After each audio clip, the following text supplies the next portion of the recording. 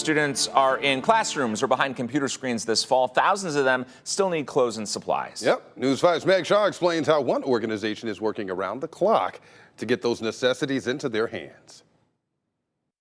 The nonprofit is called Shoes and Clothes for Kids. They've been around for 50 years, and their mission is pretty simple: to make sure that every kid has the resources that they need to learn and grow.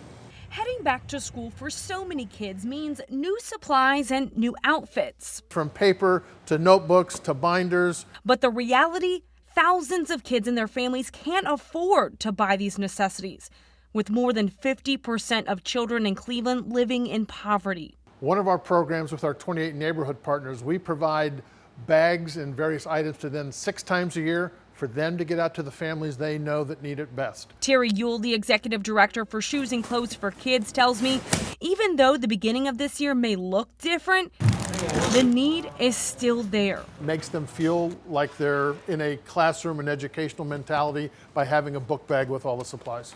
Right now, Yule's staff and volunteers are working tirelessly to get these supplies packed up and shipped out to their neighborhood partners. We are still in a crunch right now to make sure we have the clothing and school supplies ready. But the nonprofit is facing challenges of its own. Once the pandemic hit, we really couldn't accept items themselves being donated anymore, so it's all cash donations so we can go buy things.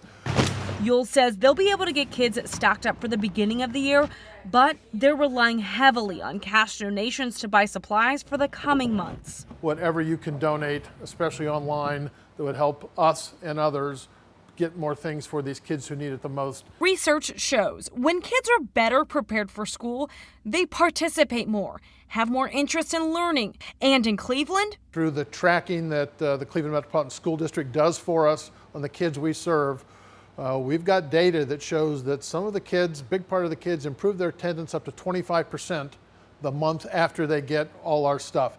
Inside this year's backpacks, the nonprofit is also including hand sanitizer, a mask, and personal hygiene kits.